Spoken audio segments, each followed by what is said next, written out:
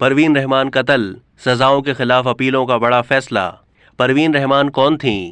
پروین رحمان قتل کیس میں ملزمان کی سزاؤں کے خلاف اپیلیں منظور کر لی گئیں۔ سندھ ہائی کورٹ نے پروین رحمان قتل کیس میں سنائی گئی سزاؤں کو کالعدم قرار دے دیا۔ سندھ ہائی کورٹ نے کہا کہ پروین رحمان قتل کیس کے ملزمان دوسرے کیسز میں مطلوب نہیں تو رہا کر دیا جائے۔ ملزمان میں رحیم سواتی، امجد حسین، ایاز سواتی اور احمد حسین شامل ہیں۔ انسداد دہشت گردی عدالت نے دسمبر 2021 میں ملزمان کو 2 مرتبہ عمر قید کی سزا سنائی تھی۔ اورنگی پائلٹ پروجیکٹ کی ڈائریکٹر پروین رحمان کو سن 2013 میں کراچی کے علاقے منگو پیر میں موٹر سائیکل سوار مسلح افراد نے اس وقت فائرنگ کر کے قتل کر دیا تھا جب وہ دفتر سے اپنے گھر واپس جا رہی تھیں۔ پروین رحمان کے قتل کی تحقیقات میں سامنے آنے والے انکشافات میں یہ بات سامنے آئی تھی کہ انہیں اجرتی قاتلوں نے 40 لاکھ روپے کے عوض قتل کیا تھا۔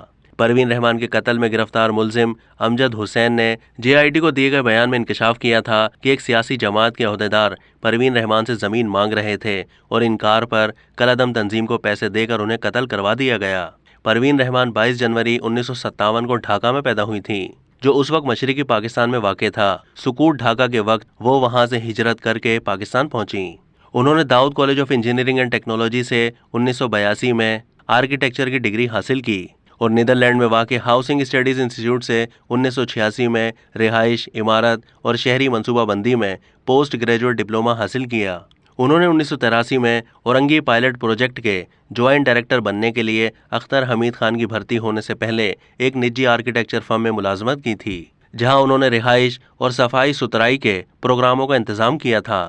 وہ Karachi university, NAD university, Indus valley school of art and architecture اور Dawood college of engineering and technology میں پڑھاتی تھیں۔